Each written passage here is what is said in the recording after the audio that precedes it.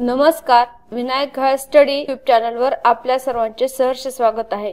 विद्यार्थी मित्रांनो, पोलीस भरतीच्या वेगवेगळ्या पदांच्या जाहिराती आलेल्या आहेत। त्यामध्ये चालक भरती असेल, जिल्हा पोलीस ग्रामीण असेल, जिल्हा पोलीस शहरी भरती असेल, त्याचबरोबर SRPF, IRB या सगळ्या परीक्षांच्या जाहिराती आलेल्या आहेत। मग या परीक्षांचा अभ्यास करत असताना आपल्याला सर्वात महत्त्वाची गोष्ट म्हणजे आपल्याला ही परीक्षा 2 टप्प्यामध्ये होणार आहे हे माहितच आहे। मग यामध्ये पहिला टप्पा जो असतो तो असतो शारीरिक चाचणीचा आणि दुसरा टप्पा जो आहे तर तो आहे लेखी परीक्षेचा।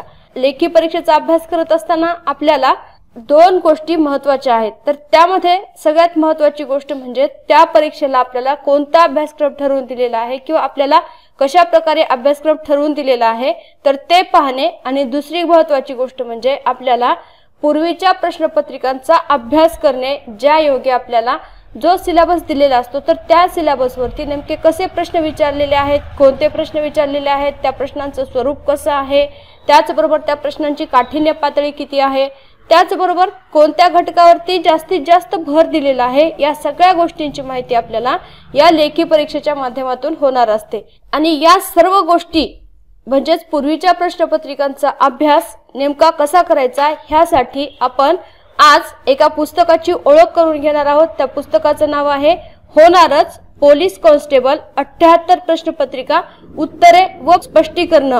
मग यामध्ये आहे काय, हे पुस्तक आपल्या परीक्षेसाठी उपयुक्त काय आहे आणि यामध्ये या पुस्तकाची वैशिष्ट्ये काय आहेत, कशासाठी हे संदर्भ ग्रंथ आपल्याला वापरणं गरजेचं आहे तर ते आपण पाहूयात।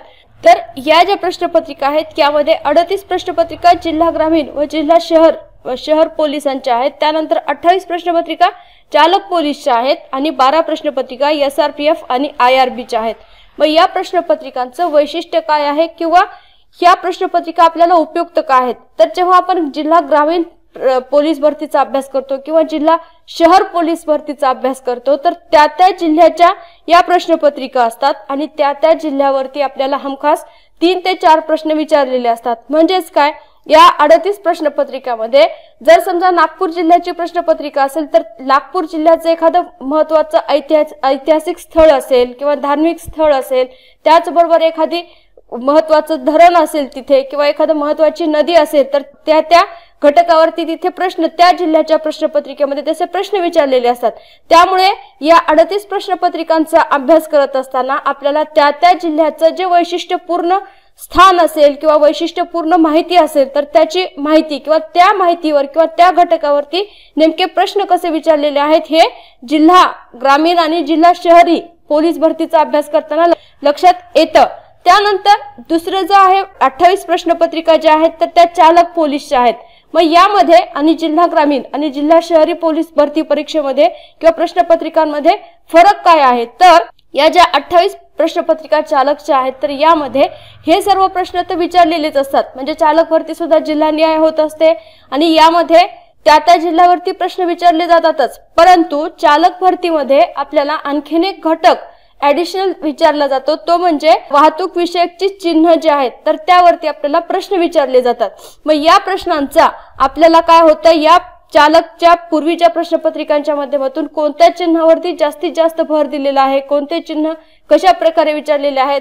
मग चालक पोलीस असेल तर त्यावरची तांत्रिक माहिती असते तर त्यावरती नेमके कसे प्रश्न विचारलेले आहेत याची माहिती आपल्याला या चालक पोलीसच्या प्रश्नपत्रिकांच्या माध्यमातून होते। आणि त्यानंतर 12 प्रश्नपत्रिका ज्या आहेत ते SRPFच्या आहेत। मग त्याच्याशी संबंधित असणारे प्रश्न वेगळे जे आहेत थोडेफार तर ते प्रश्नांची आपली उजळणी किंवा प्रॅक्टिस किंवा माहिती आपल्याला या 12 प्रश्नपत्रिकांच्या माध्यमातून होणार आहे। म्हणजेच आपण वेगवेगळ्या परीक्षांसाठी जरी फॉर्म भरलेले असतील, म्हणजे आपण चालकसाठी पण फॉर्म भरणार आहोत, जिल्हा पोलीससाठी पण फॉर्म भरणार आहोत, त्याचबरोबर आपण SRPF साठी देखील फॉर्म भरणार आहोत। मग तिन्ही परीक्षांचं एकत्रित प्रश्नपत्रिका आपल्याला या पुस्तकाच्या माध्यमातून मिळणार आहे। त्यानंतर याचं दुसरं महत्त्वाचं वैशिष्ट्य आणि जे आपल्यासाठी अतिशय महत्त्वाचं आहे, अतिशय उपयुक्त आहे, सर्व परीक्षांसाठी उपयुक्त आहे तर ते म्हणजे यामध्ये पहिल्या 10 प्रश्नपत्रिका ज्या आहेत तर त्यांचं स्पष्टीकरण आणि विश्लेषण देण्यात आलेलं आहे।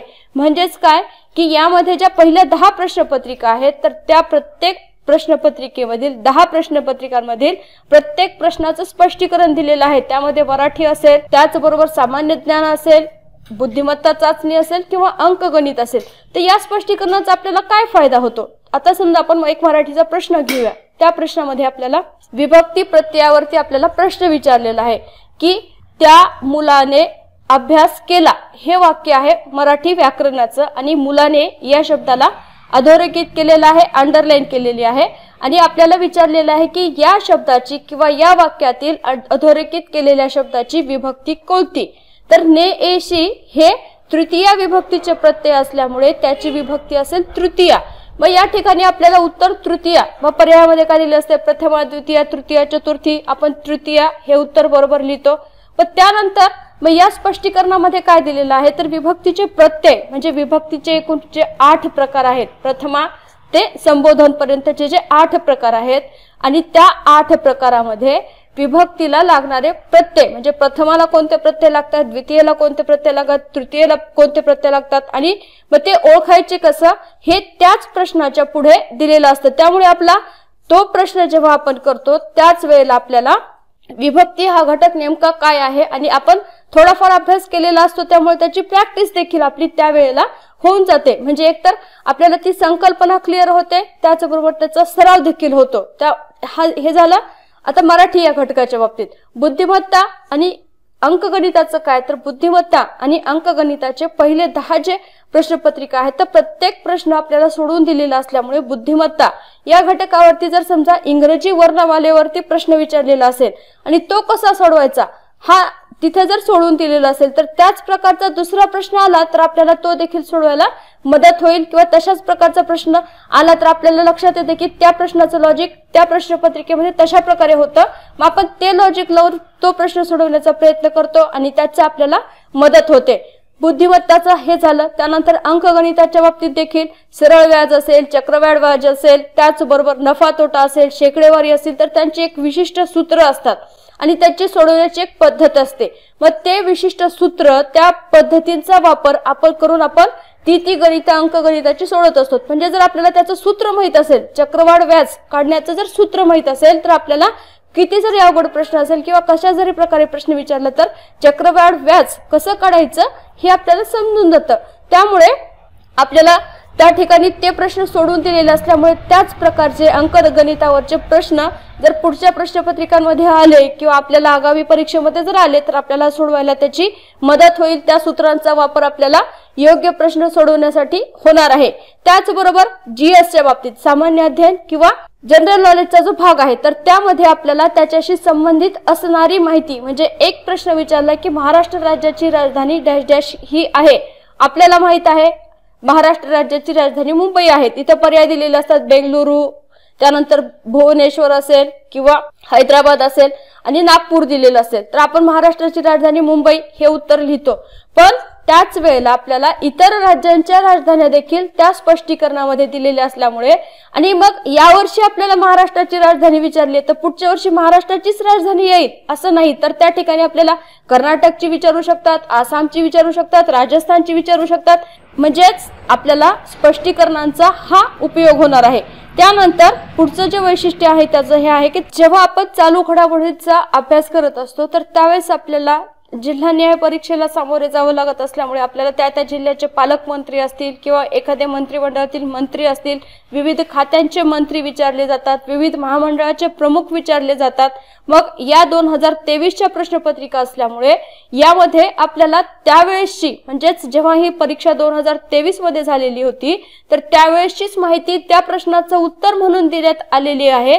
तर या पुस्तकामध्ये तसं न करता आजची माहिती म्हणजे त्या प्रश्न तोच फक्त त्याला अनुषंगून आजची माहिती दिलेली आहे. म्हणजे सन 2023 मध्ये जर समजा पोलीस महासंचालक कोणी वेगळे असतील आणि यावर्षीचे पोलीस महासंचालक बदललेले असतील तर त्याच्याच आजच्या अनुषंगाने आजच्या संदर्भानुसार त्याचं उत्तर देण्यात आलेलं आहे जेणेकरून विद्यार्थ्यांचा संभ्रम होऊ नये. त्याचबरोबर पूर्वीच्या प्रश्नपत्रिकांचा अभ्यास करत असताना आजचा देखील अभ्यास त्यासोबतच व्हावा या दृष्टीने आपण अशा प्रकारे चालू घडामोडींची अद्ययावत माहिती यामध्ये देण्यात आलेली आहे. त्याचबरोबर सदोष प्रश्न व प्रश्नांमध्ये सुधारणा त्यामुळे प्रश्न अधिक उपयुक्त करण्यात आलेला आहे. म्हणजेच काय आपण परीक्षा देतो त्यानंतर आन्सर की डिक्लेअर करतात। मग त्यामध्ये पहिली आन्सर की येते, त्यानंतर सुधारित दुसरी आन्सर की येते आणि मग त्यामुळे काय होतं बघ, आणि दोन्ही आन्सर की आल्यानंतर सुद्धा कधी कधी काय होतं की तो प्रश्न चुकीचा ठरतो किंवा तो बाद केला जातो। मग जे बाद केलेले प्रश्न आहेत तर मग हे प्रश्न आपल्या परीक्षेमध्ये किंवा ह्या प्रश्नपत्रिका संग्रहामध्ये तर येणारच आहेत। मग हा प्रश्न बाद केलेला आहे असं न म्हणता आपण तो प्रश्न ज्या ठिकाणी चुकलेला आहे तर त्यामध्ये सुधारणा करून तो प्रश्न आपल्या परीक्षेसाठी कसा उपयुक्त होईल तर ते देखील या पुस्तकामध्ये पाहण्यात आलेलं आहे। त्यामुळे हे पुस्तक आपल्या परीक्षेसाठी अतिशय उपयुक्त आहे। हे पुस्तक के सागर प्रकाशनाद्वारे प्रकाशित विनायक घायाळ आणि विद्या देशपांडे या दोघांनी लिहिलेलं आहे आणि यामध्ये एकूण 78 प्रश्नपत्रिका, उत्तरे आणि स्पष्टीकरणांसह असल्यामुळे सगळ्याच परीक्षांसाठी हे पुस्तक अतिशय उपयुक्त आहे। आपण आता पुढे पाहूया। या पुस्तकाची किंमत 695 आहे, परंतु kesagaronline.com त्याचबरोबर अमेझॉन असेल, फ्लिपकार्ट असेल यावरती हे पुस्तक आपल्याला सवलतीच्या दरामध्ये आपल्याला उपलब्ध आहे। त्याची लिंक आपण खाली डिस्क्रिप्शन बॉक्स मध्ये दिलेली आहेच आहे। त्यानंतर इथे केसागरीय आणि लेखकाचे मनोगत यामध्ये आपल्याला काय काय सांगितलेले आहे ते पाहूया। तर यामध्ये आपल्याला या संचात 2023 मध्ये झालेल्या पोलीस भरती परीक्षेच्या सर्व प्रश्नपत्रिका दिलेल्या असल्या तरी त्या जशाच्या तशा स्वरूपात न देता आगामी परीक्षेसाठी त्या अधिकाधिक उपयुक्त ठराव्यात याकरिता त्यात स्पष्टीकरणांचाही समावेश केला आहे। सुरुवातीच्या 10 प्रश्नपत्रिका पूर्णतः सोडून दिलेल्या आहेत जेणेकरून आपल्याला त्याच्या प्रत्येक भागाचा उपयोग आपल्या आगामी परीक्षेसाठी होणार आहे। त्यानंतर परीक्षेसाठी नव्या व संभाव्य प्रश्नांचा मागोवा कसा घेता येईल ते आपल्या लक्षात येईल आणि एकाच प्रश्नातून अनेक प्रश्नांची आपली तयारी देखील होणार आहे। आणि त्याचनंतर प्रश्नांच्या पर्यायामध्ये आणि प्रश्नांमध्ये सुद्धा गरजेनुरूप उत्तरात देखील सुधारणा केली आहे, ज्याचा उपयोग आपल्याला प्रश्न सोडवण्यासाठी किंवा त्या प्रश्नांचा म्हणजेच हे जे पुस्तक आहे तर हे आपल्याला पूर्वीच्या प्रश्नपत्रिकांचा अभ्यास त्याचबरोबर सराव प्रश्नसंच असं म्हणून दोन्ही अर्थाने देखील उपयुक्त ठरणार आहे। त्यानंतर वैशिष्ट्य काय दिलेले आहेत ते पाहूया। सर्व प्रश्नपत्रिका संस्कृत स्वरूपात दिल्या आहेत, म्हणजेच त्यात आवश्यक त्या सुधारणा केल्या आहेत। प्रश्नांमधील विसंगती, अपुरेपणा दूर करून ते अधिकाधिक उपयुक्त होतील याकडे लक्ष दिलेले आहे। फक्त जशाच्या तशा टाईप करून न देता त्यामध्ये दुरुस्त्या करून दिलेल्या आहेत जेणेकरून आपल्याला आगामी परीक्षेसाठी त्या उपयुक्त ठराव्यात आणि प्रश्नांची उत्तरे शक्यतोवर उत्तर तालिकेनुसार देण्याचा प्रयत्न केलेला आहे। जेथे प्रश्न तथा प्रश्नातील पर्याय काही वेळा विसंगत व चुकीचे होते तेथे उचित बदल केले आहेत। पुरस्कार, क्रीडा, उच्च पदस्थ परिषदा इत्यादी चालू घडामोडींशी संबंधित प्रश्नांची अद्ययावत माहिती स्पष्टीकरणांमध्ये दिलेली आहे। आणि सर्वात महत्त्वाचे वैशिष्ट्य म्हणजे सुरुवातीच्या 10 प्रश्नपत्रिकांची संपूर्ण स्पष्टीकरणे व विश्लेषणे दिलेली आहेत जेणेकरून आपणास नवीन प्रश्नांची तयारी आणि गणित व बुद्धिमापनावरील प्रश्न सोडविण्याच्या सोप्या पद्धती अभ्यासता येतील। या ठिकाणी आपल्याला आता ही अनुक्रमणिका दिलेली आहे। या अनुक्रमणिकेमध्ये आपल्याला 3 विभाग केलेले आहेत। विभाग पहिल्यामध्ये जिल्हा कॉन्स्टेबल प्रश्नपत्रिका 23 म्हणजेच त्या जिल्ह्याच्या प्रश्नपत्रिका आहेत। यामध्ये पुणे शहर, पुणे ग्रामीण, अमरावती ग्रामीण असेल, सिंधुदुर्ग जिल्हा, रत्नागिरी जिल्हा, रायगड जिल्हा म्हणजे सर्व जे ग्रामीण आणि शहरी परीक्षा ज्या 2023 मध्ये झालेल्या होत्या तर त्या विभाग पहिला यामध्ये देण्यात आलेले आहेत। तर विभाग दुसरा मध्ये जिल्हा पोलीस चालक प्रश्नपत्रिका देण्यात आलेल्या आहेत। त्यामध्ये सोलापूर शहर चालक असेल, सोलापूर ग्रामीण चालक असेल, अहमदनगर, नागपूर, पुणे या सगळ्याच्या चालक प्रश्नपत्रिका या 28 प्रश्नपत्रिका आहेत। त्यानंतर विभाग 3 मध्ये राज्य राखीव पोलीस बल म्हणजेच SRPF आणि भारत राखीव बटालियन म्हणजेच IRB च्या 12 प्रश्नपत्रिका यामध्ये दिलेल्या आहेत। यामध्ये बघ सगळ्या ज्या SRPF आणि IRB च्या प्रश्नपत्रिका आहेत तर त्या देण्यात आलेल्या आहेत। त्यानंतर प्रश्नपत्रिकांबरोबरच आपल्याला जेव्हा आपण पोलीस भरतीची परीक्षा देतो तर त्यामध्ये आपल्याला काही प्रश्न पोलीस भरतीवरती किंवा पोलीस प्रशासनावरती काही ठराविक प्रश्न विचारले जातात, ज्यामध्ये ग्रामीण पोलीस परिक्षेत्रे कोणती आहेत, मग ते एकूण किती आहेत, कोणत्या जिल्ह्यामध्ये म्हणजे कोणत्या परिक्षेत्रामध्ये कोणता जिल्हा येतो ही माहिती आपल्याला विचारली जाते। मग यामध्ये कोकण असेल, एकूण जी 8 पोलीस परिक्षेत्रे आहेत आणि त्यामध्ये अंतर्भूत असणारी जिल्हे कोणती आहेत तर त्याची माहिती दिलेली आहे। त्याचबरोबर महाराष्ट्रातील पोलीस आयुक्तालय, एकूण जी 12 पोलीस आयुक्तालय आहेत तर त्यांची माहिती दिलेली आहे। ही माहिती आपल्या परीक्षेसाठी अतिशय उपयुक्त असते। यावरती हमखास एक नाहीतर 2 प्रश्न आपल्याला विचारले जातात, त्यामुळे ही माहिती देखील आपल्याला प्रश्नपत्रिकांसोबतच या पुस्तकामध्ये मिळणार आहे। त्यानंतर आता आपल्याला एक प्रश्नपत्रिका म्हणजे आपल्याला या पुस्तकामध्ये नेमक्या प्रश्नपत्रिका कशा स्वरूपात असणार आहेत किंवा प्रश्नपत्रिका आपल्याला जे स्पष्टीकरण दिलेले आहेत आपण जे म्हणतो तर ती कशी दिलेली आहेत तर ते पाहण्यासाठी आपण इथे काही नमुना प्रश्न पाहणार आहोत, ज्यायोगे आपल्याला या पुस्तकामध्ये नेमकं आहे काय आणि आपल्या परीक्षेसाठी हे पुस्तक उपयुक्त कसं आहे तर ते लक्षात येईल। तर आपण इथे काही नमुना प्रश्न पाहूयात। तर आपण पुणे शहर पोलीस आयुक्तालय पोलीस भरती 2021 ची जी की 2023 मध्ये झालेली होती तर त्याची ही प्रश्नपत्रिका पाहणार आहोत। तर प्रश्न पहिला, DEAR हा शब्द WVZI असा लिहिला तर BELT हा शब्द कसा लिहा आणि पर्याय आहेत YVOG, YUNG, VYOH, YUOH आणि उत्तर आहे YVOG। आता हे YVOG काय येतं ते पाहूया। तर या ठिकाणी प्रत्येक वर्णासाठी त्याच्या समोरील वरचे किंवा खालचे अक्षर घेऊन आपल्याला त्याचं उत्तर दिलेलं आहे, म्हणजे हे याचं काय झालं, हे याचं झालं लॉजिक। आता ते कसं येतं ते पाहूया। तर या ठिकाणी डिअर, तर डी च्या खालचं अक्षर काय आहे W, म्हणजेच D बरोबर W दिलेला आहे। त्यानंतर E च्या खालचं अक्षर आहे V, D इथे V दिलेला आहे। A च्या खालचं अक्षर आहे Z, या ठिकाणी Z दिलेला आहे आणि R च्या वरचं अक्षर दिलेलं आहे ते आहे I, म्हणजेच काय WVZI बरोबर DEAR। मग त्याचप्रमाणे बेल्ट BELT, मग B च्या खालचं अक्षर काय आहे तर Y आहे, त्यामुळे Y। त्यानंतर E च्या खालचं अक्षर V, या ठिकाणी V आलेला आहे। त्यानंतर L च्या खालचं अक्षर आहे O आणि T च्या वरचं अक्षर आहे G, त्यामुळे YVOG हे याचं योग्य लॉजिक आहे। हा इंग्रजी वर्णमालेवर आधारित प्रश्न आहे। आपल्याला परीक्षेमध्ये असे हमखास 2 ते 3 प्रश्न विचारलेले असतात, त्यामुळे आपल्याला वर्णमाला त्यांची योग्य पद्धतीने मांडणी कशा पद्धतीने करायची, त्यांचे अक्षरांचे क्रम लक्षात ठेवायचे, त्याचबरोबर ह्या अशा प्रकारच्या प्रश्नांसाठी अतिशय गरजेचं आहे। पुढचा प्रश्न पाहूया। विसंगत पर्याय ओळखा आणि पर्याय आहेत मीटर, फूट, इंच, किलोग्रॅम आणि उत्तर आहे किलोग्रॅम। या ठिकाणी किलोग्रॅम हे वजन मोजण्याचे एकक आहे तर उर्वरित अंतर मोजण्याची एकके आहेत, म्हणजेच मीटर, फूट, इंच ही जी आहेत ती अंतर मोजण्याची एकके आहेत तर किलोग्रॅम हे वजन मोजण्याचं एकक आहे। पुढचा प्रश्न, जर गर्ल GIRL बरोबर 7, 9, 18, 12 तर HEAR बरोबर प्रश्नचिन्ह। आता हा प्रश्न जो आहे हा देखील इंग्रजी वर्णमाला या घटकावरील आहे, त्यामुळे आता आपल्याला याचं योग्य उत्तर कसं ते काढायचं आहे तर GIRL या ठिकाणी ABCD दिलेली आहे आणि ABCD ची अंक म्हणजे त्यांचे क्रमांक या ठिकाणी दिलेले आहेत। तर G चा क्रमांक आहे 7, त्यानंतर I चा क्रमांक आहे 9, R चा क्रमांक आहे 18, त्यानंतर L चा क्रमांक आहे 12, त्यामुळे 7, 9, 18, 12 म्हणजे बरोबर गर्ल हा शब्द दिलेला आहे।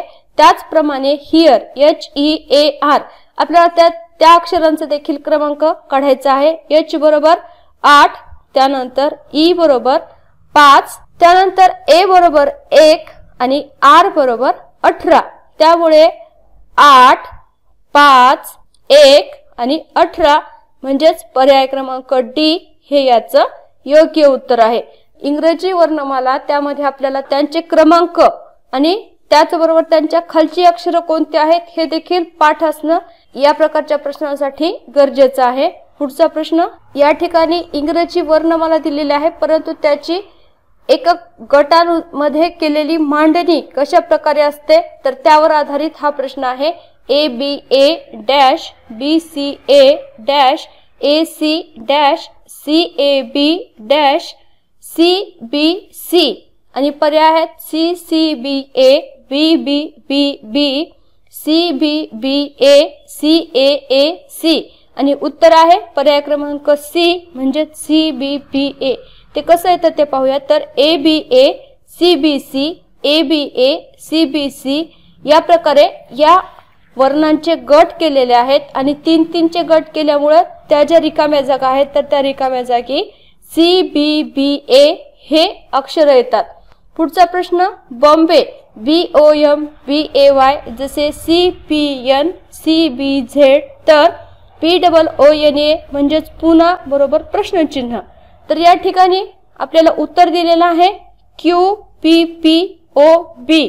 आता हे का दिलेलं आहे ते पाहूया। तर बॉम्बे बरोबर बी च्या पुढचं अक्षर सी येतं त्यामुळे बी बरोबर सी दिलेलं आहे। त्यानंतर ओ च्या पुढचं अक्षर पी, एम च्या पुढचं अक्षर एन, बी च्या पुढचं अक्षर सी, ए च्या पुढचं अक्षर बी आणि वाय च्या पुढचं अक्षर झेड। तर त्याच पद्धतीनं पुन्हा पी च्या पुढचं अक्षर क्यू, डबल ओ म्हणजेच ओ च्या पुढचं अक्षर येणार पी पी, एन च्या पुढचं अक्षर ओ आणि ए च्या पुढचं अक्षर बी त्यामुळे उत्तर आहे Q P P O B. पुढचा प्रश्न गटात न बसणारी बाब किंवा विसंगत गट ओळखा। होमी भाभा, जगदीशचंद्र बोस, सुभाषचंद्र बोस, विक्रम साराभाई आणि उत्तर आहे सुभाषचंद्र बोस। आता हा शब्द किंवा हे सुभाषचंद्र बोस हे गटात का बसत नाही तर सुभाषचंद्र बोस हे थोर स्वातंत्र्य सेनानी व राजकीय क्षेत्रातील व्यक्ती आहेत तर उर्वरित तिन्ही थोर भारतीय शास्त्रज्ञ आहेत। पुढचा प्रश्न जो आहे हा संख्या मालिकेवर आधारित आहे। यामध्ये आपल्याला संख्या मालिका दिलेली आहे 2, 10, 30, 68, 130, 222 प्रश्नचिन्ह आणि पर्याय आहेत 326, 333, 343, 350 आणि उत्तर आहे 350। कसं येतं ते पाहूया। तर 2 ही संख्या जी आपल्याला पहिल्यांदा दिलेली आहे तर ती 1 चा घन अधिक 1 म्हणजेच n क्यूब प्लस n हे ह्या संख्या मालिकेचं लॉजिक आहे आणि ह्या संख्या क्रमवार संख्या आहेत म्हणजेच 1 2 3 4 5 6 अशा प्रकारे क्रमवार संख्यांचा घन आणि त्याच्यामध्ये तीच संख्या मिसळल्यानंतर जे अंक येतात ते या ठिकाणी या अंक मालिकेमध्ये मांडलेले आहेत। मग यामध्ये 10 हा अंक कसा आला आहे तर 2 चा घन 8 आहे अधिक 2 बरोबर 10 झालेले आहेत। त्यानंतर 30, 3 चा घन 27 आणि प्लस 3 बरोबर 30 झालेला आहे। त्यानंतर 68, 4 चा घन 64 अधिक 4 बरोबर 68, 5 चा घन 125 अधिक 5 बरोबर 130, 6 चा घन 216 अधिक 6 बरोबर 222। मग आपल्याला इथे प्रश्नचिन्हाच्या जागी काय यायला पाहिजे तर 7 चा घन अधिक 7।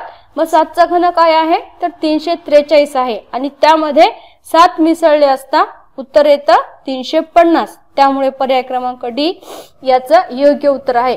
वर्गसंख्या, घनसंख्या त्याचबरोबर घनसंख्या अधिक 1 किंवा घनसंख्या वजा 1 अशा प्रकारच्या आपल्याला अंक मालिका दिलेल्या असतात त्यामुळे आपण पहिल्यांदा ते लॉजिक लावून पाहणं अंक मालिकेचे प्रश्न सोडवत असताना गरजेचं आहे। त्याचबरोबर मूळ संख्या असेल किंवा मूळ संख्यांचा फरक असेल 2 अंकांमध्ये असे देखील प्रश्न आपल्याला विचारले जातात त्यामुळे आपल्याला वेगवेगळ्या लॉजिक लावून ती अंकमालिका सोडवणं आपल्यासाठी गरजेचं असतं।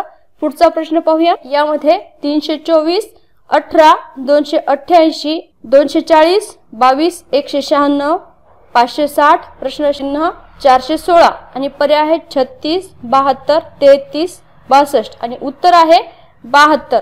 कसं येतं ते पाहूया। तर 324 वजा 88 बरोबर 36 भागिले 2 बरोबर 18 अशा पद्धतीने ही कंसातली संख्या आलेली आहे। म्हणजेच काय केलेलं आहे शेवटच्या 2 संख्या म्हणजे पहिल्या संख्येतून दुसरी संख्या किंवा मोठ्या संख्येतून छोटी संख्या वजा केलेली आहे त्याला भागिले 2 केलेलं आहे आणि जे उत्तर आलेलं आहे तर ते मध्यभागामध्ये म्हणजेच कंसामध्ये दिलेलं आहे। त्याच पद्धतीने 240 वजा 196 बरोबर आले 44, 44 भागिले 2 बरोबर 22। त्यानंतर 560 वजा 416 बरोबर उत्तर आलेलं आहे 144 आणि 144 भागिले 2 बरोबर आहे 72। अशा प्रकारे हे आपल्याला गणित सोडवून दिलेलं आहे। त्यानंतर पुढचा प्रश्न पाहूया। यामध्ये 49, 14, 7, 78, 13, 12 प्रश्नचिन्ह 17 18। आता हे कसं आलेलं आहे ते पाहूया। 14 गुणिले 7 भागिले 2 बरोबर 49। त्यानंतर 13 गुणिले 12 भागिले 2 बरोबर 78। म्हणजे ह्या दोन संख्यांचा गुणाकार भागिले 2 आणि जी येणारी संख्या आहे तर ती आहे हे वरची संख्या दिलेली आहे। त्यानंतर 17 गुणिले 18 भागिले 2 बरोबर 153। त्यानंतर पुढचा प्रश्न पाहूया। अशा प्रकारे आपल्याला त्यानंतर 8 मित्र अष्टकोनात बसलेले आहेत आणि त्यावरती आपल्याला हा प्रश्न विचारलेला आहे। यामध्ये आपल्याला एकूण 3 प्रश्न विचारलेले आहेत। त्याचबरोबर या ठिकाणी नातेसंबंधावर आधारित प्रश्न देखील या ठिकाणी विचारलेले आहेत। तसेच आपल्याला आकृत्या असतील किंवा वेगळ्या गटात न बसणारा किंवा त्याच्या पुढचा गट असेल किंवा रिकाम्या जागेमध्ये बसणारे प्रश्न, असे प्रश्न इथे विचारलेले आहेत आणि ते प्रश्न सोडवायचे कसे हे या ठिकाणी स्पष्टीकरणांच्या माध्यमातून देण्यात आलेलं आहे। आता आपण थोडेसे मराठी या घटकावरील प्रश्न पाहूयात। मराठीमध्ये नेमके प्रश्न कसे विचारलेले आहेत तर ते पाहूया। त्यामध्ये आपल्याला पहिला प्रश्न विचारलेला आहे, पुढे दिलेल्या शब्दांपैकी कोणता शब्द इंग्रजी भाषेतून आला आहे? पर्याय आहेत पिस्तूल, जहाज, इस्त्री, पार्सल आणि उत्तर आहे पार्सल। आपल्याला पोलीस भरतीचा अभ्यास करत असताना आपल्याला शब्दसिद्धी हा एक घटक आहे, यावरती हमखास मराठीमध्ये 2 ते 3 प्रश्न विचारले जातात। मग शब्दसिद्धीमध्ये कोणते कोणते शब्द असतात तर त्यामध्ये तत्सम शब्द, तद्भव शब्द, देशी शब्द, परभाषीय शब्द। तर परभाषीय शब्दांवरती जास्तीत जास्त भर दिलेला असतो। मग परभाषीय शब्दामध्ये कोणते कोणते तर कानडीमधून आलेले, अरबी भाषेतून आलेले, फारसी भाषेतून आलेले, इंग्रजी भाषेतून आलेले, पोर्तुगीज भाषेतून आलेले शब्द कोणते असे आपल्याला प्रश्न विचारले जातात। तर यामध्ये प्रश्न कसा विचारलेला आहे, इंग्रजी भाषेतून आलेला शब्द कोणता, आणि त्यामुळे उत्तर दिलेला आहे पार्सल हा शब्द इंग्रजी भाषेतून आलेला आहे। पिस्तूल हा शब्द पोर्तुगीज भाषेतून आलेला आहे। त्यानंतर पुढचा जो प्रश्न आहे, लोखंडाचे चणे खाणे याचा अर्थ काय असा प्रश्न विचारलेला आहे। भरपूर परिश्रम घेणे, उद्योगधंदा करणे, भरपूर खाद्य खाणे यापैकी नाही आणि उत्तर आहे भरपूर परिश्रम घेणे। मराठी वाक्प्रचार असतील, मराठी म्हणी असतील, त्यामध्ये आपल्याला समान अर्थाचे वाक्प्रचार ओळखा, समान अर्थाच्या म्हणी ओळखा किंवा म्हणींचा वाक्प्रचारांचा अर्थ ओळखा, असे प्रश्न आपल्याला या मध्ये विचारले जातात। मराठी आपल्याला जवळपास 15 ते 20 मार्क किंवा जास्तीत जास्त 25 मार्कांवरती विचारलेलं असतं। त्यामध्ये हमखास 1 ते 2 प्रश्न वाक्प्रचार आणि म्हणी, त्यानंतर 1-2 प्रश्न समानार्थी शब्द, विरुद्धार्थी शब्द आणि काही हे शब्दसिद्धी आणि व्याकरणाचा जो भाग आहे त्यावरती विचारले जातात। पुढचा प्रश्न आहे, पुढीलपैकी कोणती व्यंजने शेवटी स्वतंत्र उभा दंड असणारी आहेत? क, फ, ग, न आणि पर्याय आहेत फक्त 1 व 2, फक्त 3 व 4, वरीलपैकी सर्व, वरीलपैकी एकही नाही आणि उत्तर आहे फक्त 3 व 4 म्हणजेच ग आणि न ही जी आहेत ते स्वतंत्र उभा दंड असणारी व्यंजने आहेत। मग हा प्रश्न कोणत्या घटकावरचा आहे तर मराठी वर्णमाला या घटकावरचा आहे। मग मराठी वर्णमालेवरती आपल्याला प्रश्न काय विचारले, मराठी भाषेमध्ये वर्णांची एकूण संख्या किती, त्याचबरोबर मध्य वर्णांमध्ये स्वरांची संख्या किती, व्यंजनांची संख्या किती, संयुक्त स्वर म्हणजे काय, त्यानंतर विजातीय स्वर म्हणजे काय, सजातीय स्वर म्हणजे काय, त्यानंतर शीर्षदंड असलेली अक्षरे, मध्यदंड असलेली अक्षरे कोणती किंवा अंत्यदंड असणारी अक्षरे कोणती, त्यानंतर महाप्राण असणारं अक्षर कोणतं, अशा प्रकारचे प्रश्न वर्णमाला या घटकावरती विचारले जातात। तर या ठिकाणी आपण याचं स्पष्टीकरण पाहूया। मराठीत र हे एकमेव व्यंजन वगळता इतर सर्व व्यंजनांना दंड किंवा उभी रेघ असते। हा दंड म्हणजे त्या अक्षरातील स्वर असतो। शीर्षदंड असलेली अक्षरे म्हणजे शीर्ष म्हणजे त्यांच्या डोक्यावर असणारा उभी रेघ असणारी अक्षरे कोणती कोणती? छ, ट, ठ, ड, ढ, द, ह आणि ळ ही आहेत ती शीर्षदंड असणारी अक्षरे। मध्यदंड असणारी क आणि फ आणि अंत्यदंड म्हणजे सगळ्यात शेवटी उभी रेघ असणारी अक्षरे ख, ग, घ, च, ज, झ, न, त, थ, ध, न, प, ब, भ, म, य, ल, व, श, श, स, क्ष आणि ज्ञ ही आहेत अंत्यदंड असणारी अक्षरे आणि दंड नसलेले एकमेव अक्षर ते म्हणजे र। ग न श ही शेवटी स्वतंत्र उभा दंड असणारी अक्षरे आहेत। मग आपल्याला पर्यायामध्ये ग आणि न शेवटी उभा दंड असणारी अक्षरे कोणती आहेत असा विचारला होता प्रश्न, त्यामुळे ग आणि न हे याचं योग्य उत्तर आहे। त्यानंतर पुढचा प्रश्न, खालीलपैकी कोणत्या विभक्तीला दोन्ही वचनात प्रत्यय नाहीत? संबोधन, प्रथमा, द्वितीया, सप्तमी, आणि याचे योग्य उत्तर आहे प्रथमा। विभक्ती प्रत्यय, विभक्तीचे प्रत्यय हे नाम किंवा सर्वनामाच्या सामान्य रूपाला लागतात। या सामान्य रूपाला जी अक्षरे जोडून विभक्तीचे रूप तयार होते ती अक्षरे म्हणजेच विभक्तीचे प्रत्यय होत। आता या ठिकाणी आपल्याला प्रश्न एका विभक्तीवर विचारलेला आहे, तर स्पष्टीकरणामध्ये सर्व विभक्तीचे प्रत्यय दिलेले आहेत। त्यामध्ये असणाऱ्या मराठी भाषेत असणाऱ्या एकूण 8 विभक्ती, प्रथमा, द्वितीया, तृतीया, चतुर्थी, पंचमी, षष्ठी, सप्तमी, संबोधन। मग प्रथमा विभक्तीला दोन्ही वचनामध्ये प्रत्यय नाहीत। त्यानंतर द्वितीया स लाते, स लानाते, तृतीया ने एशी, निशी, ई ही, चतुर्थी स लाते, स लानाते, पंचमी ऊन हून, ऊन हून, षष्ठी चाचीचे, चाचीचे, सप्तमी त ई आ, त ई आ, आणि संबोधन एक वचनात प्रत्यय नाही, अनेक वचनामध्ये न।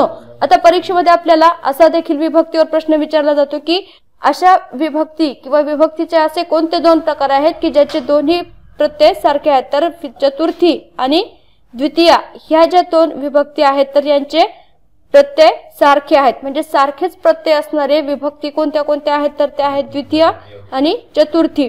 अशा प्रकारे आपल्याला परीक्षेसाठी उपयुक्त असणारी स्पष्टीकरणे या पुस्तकामध्ये देण्यात आलेली आहेत। म्हणजेच काय, मागच्या प्रश्नपत्रिकांचा अभ्यास त्याचबरोबर आगामी परीक्षेची तयारी या दोन्ही बाबींसाठी हे पुस्तक अतिशय उपयुक्त आहे। आणि चालू घडामोडीचे आजचे संदर्भ दिलेले असल्यामुळे चालू घडामोडींच्या प्रश्नांची देखील आपली या पुस्तकांच्या माध्यमातून तयारी होणार आहे। हे पुस्तक आपल्याला Amazon, त्यानंतर kesagaronline.com, फ्लिपकार्ट या वेबसाईट वरती आपल्याला योग्य दरामध्ये, सवलतीच्या दरामध्ये उपलब्ध होणार आहे। त्याची लिंक आपण खाली डिस्क्रिप्शन बॉक्स मध्ये दिलेली आहे। त्याचबरोबर चालू घडामोडींवरील आपल्या पोलीस भरतीसाठी उपयुक्त असणाऱ्या चालू घडामोडींची PDF आपल्या विनायक घाय स्टडी नावाचं ॲप आहे, त्यावरती आपल्याला चालू घडामोडींच्या PDF आपल्याला उपलब्ध करून देण्यात आलेल्या आहेत। तसेच या चॅनलच्या माध्यमातून देखील आपण पोलीस भरतीचे जे 4 घटक आहेत तर त्या 4 घटकांची तयारी घेणार आहोत। आपण जर चॅनलला सबस्क्राइब केलं नसेल तर सबस्क्राइब करा, आणि जर आपल्या काही सूचना असतील तर त्या आम्हाला कमेंट बॉक्समध्ये नक्की कळवा। धन्यवाद।